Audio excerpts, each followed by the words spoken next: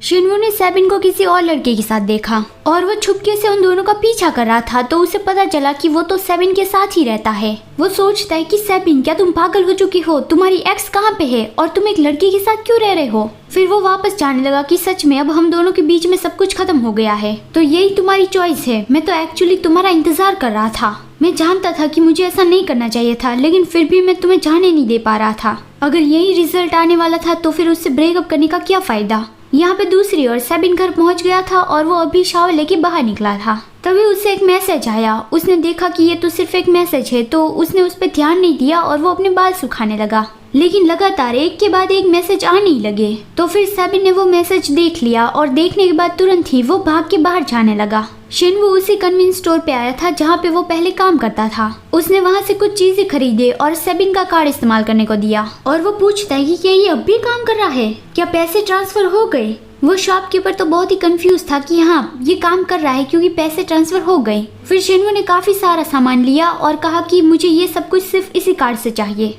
शिनवू ऐसा इसलिए कर रहा है क्योंकि सेबिन ने उसे ये कार्ड दिया है, तो सेबिन की ये निशानी उसके पास है। वो सेबिन का पूरा अकाउंट खाली करके उसे पीछा छुड़वाना चाहता है और फिर वो आगे बढ़ जाएगा। लेकिन यहाँ पे सेबिन को उसका नोटिफिकेशन मिलता ही रहता है, तो फिर वो भाग के यहाँ पे पहुँच गया। शिनवू उससे देख के बहुत ही सरप्राइज था और वो पूछता है कि तुम यहाँ पे कैसे आई। सेबिन कहता है, हाँ ये आप क्या कह रहे हो। शिनवू चिल्लाता है कि मैंने कहा तुम्हें कैसे पता चला कि मैं कहाँ पे हूँ। तो फिर सेबिन ने उसे अपना फोन दिखा दिया कि उसे ये नोटिफिकेशन मिलता रहता था और शिनवू ने वो देख लिया कि ओह, तो उसे ये टैक्स अलर्ट मिलता था कार्ड के बारे में, मुझे ये पता नहीं था। सेबिन कहता है, ये कार्ड मैंने आपको दिया था तो मैं हमेशा ही उसमें इनफ पैसे रखता था ताकि आपको कोई भी दिक्कत ना आए। लास्ट टाइम जब मैंने आपको देखा था तब उसके बाद फिर मुझे एक बार भी कार्ड अलर्ट नहीं मिला, तो मुझे लगा कि अब आप इसे इस्तेमाल नहीं कर रहे हो। शिनवू कहता है, तुमने इसे कैंसिल क्यों नहीं करवाया, मुझे तुम्हारे पैसे नहीं चाहिए। तुम ऐसे स्टूपिड से कार्ड की वजह से हम दोनों के बीच में कनेक्शन क्यों रख रहे हो, और ऐसे स्टूपिड कार्ड से मुझे इतना पैथेटिक क्यों फील करवाया तुमने। मैं अब तुम्हारा एक्स हूँ तो तुमने वो कार्ड कैंसिल क्यों नहीं करवाया। सेबिन उसके पास आ गया, उसका हाथ पकड़ के कहता है कि होंग, अभी तक मैंने आपसे ब्रेकअप नहीं किया।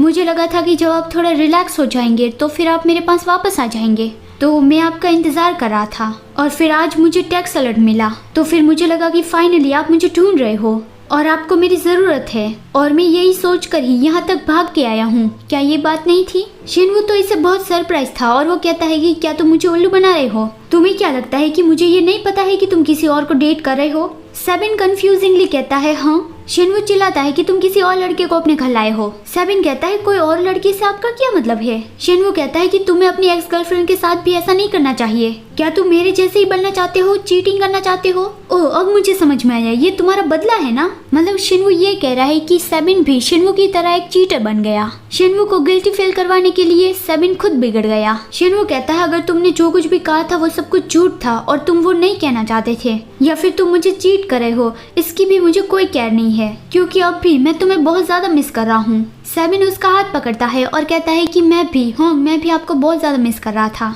ये सुन के अच्छा लगा कि आप मुझे मिस कर रहे थे। मैं आपको छोड़ के किसी और को डेट क्यों करूँगा, मेरे लिए तो सिर्फ आप ही एक हो। वो धीरे धीरे करके शिनवू के करीब आ तो रहा था, लेकिन अचानक से उसे छींक आ गई और वो कहता है कि लेकिन हाँ, अभी मुझे बहुत ज्यादा ठंड लग रही है। शिनवू कहता है, बेवकूफ, क्योंकि तुमने ऐसे कपड़े पहने हैं इसलिए। वो अपना जैकेट निकाल के सेबिन को पहना देता है और कहता है कि कभी कभी तो तुम बहुत ही ज्यादा नादानी करते हो। अगर तुम मुझे इतना ज्यादा मिस करे थे तो फिर तुमने मुझे कॉल क्यों नहीं किया। मैंने कहा नहीं था कि मैं तुम्हारे कॉल का इंतजार करूंगा, और मैंने ये भी कहा था कि इस बार मैं तुम्हारा इंतजार करूंगा। सेबिन उसे पूछता है कि क्या आप घर चलना चाहते हो।